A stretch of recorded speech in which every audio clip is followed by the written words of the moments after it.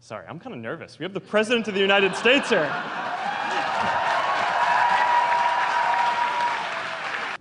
Well, thank you so much, Facebook, for hosting this, first of all.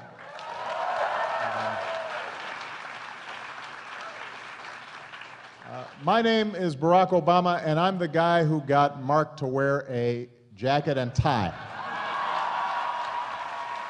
And in fact, if you'd like, Mark, we can take our jackets off. Okay. No, that's good.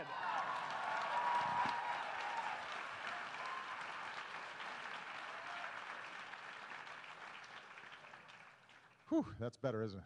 So let's start off with the conversation about the debt, right? So I understand that yesterday morning you had a town hall in Virginia where you talked about your framework, not only for resolving the short-term budget issues, but the longer-term debt. Right. And you spent some time talking about tax reform and some cost cutting, but you also spent a lot of time talking about things that you didn't think that we could cut in education, infrastructure, and clean energy. So my question to kind of start off is, what specifically do you think we should do, and what specifically do you think we can cut in order to make this all add up? Good. Right now, we face a critical time where we're going to have to make some decisions. How do we bring down the debt in the short term, and how do we bring down the debt over the long term? In the short term, Democrats and Republicans now agree we've got to reduce the debt by about $4 trillion over the next 10 years. And I know that sounds like a lot of money. It is. But it's doable if we do it in a balanced way. What I proposed was that about $2 trillion over 10 to 12 years is a reduction in spending. You know, government wastes, just like every other major institution does. And so there are things that we do that we can afford not to do. Now, there's some things that I'd like to do, are fun to do, but we just can't afford them right now. So we've made cuts in every area. A good example is Pentagon spending, where Congress oftentimes stuffs weapons systems in the Pentagon budget that the Pentagon itself says we don't need.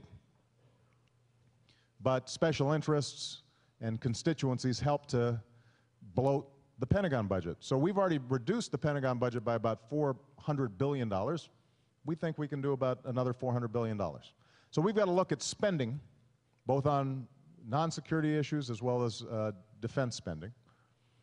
And then what we've said is, let's take another $1 trillion of that we raise through a reforms in the tax system that allows people like me, and frankly, you, Mark, for paying a little more in taxes. I'm cool with that. I know you're okay with that.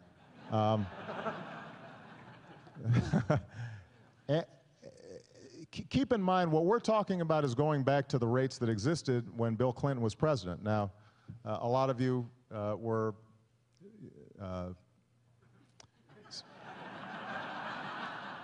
I'm trying to say this delicately, still in diapers at that time, but for those of you who recall, the economy was booming, and wealthy people were getting wealthier. There wasn't a problem at that time. If we go back to those rates alone, that by itself would do a lot in terms of us reducing our overall spending. And if we can get $1 trillion on the revenue side, $2 trillion in cutting spending, we can still make investments in basic research. We can still invest in something we call ARPA-E, which is like DARPA, except just focused on energy, so that we can figure out what are the next breakthrough technologies that can help us reduce our reliance on fossil fuels. We can still make investments in education.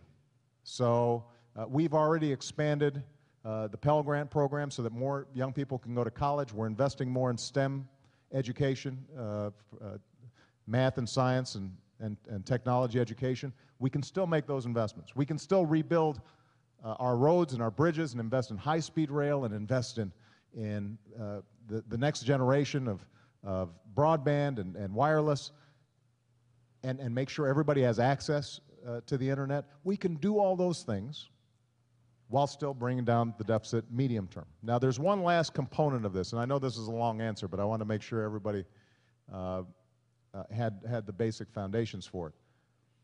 even if we get this $4 trillion, we do still have a long-term problem with Medicare and Medicaid because healthcare costs, the inflation goes up so much faster than wages and salaries.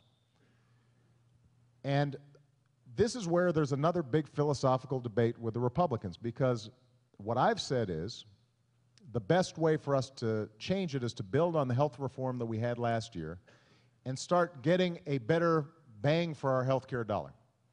We waste so much on healthcare. We spend about 20% more than any other country on earth, and we have worse outcomes because we end up having multiple tests when we could just do one test and have it shared among physicians on Facebook, for example. We could focus on the chronically ill. 20% of the patients account for 80% of the costs.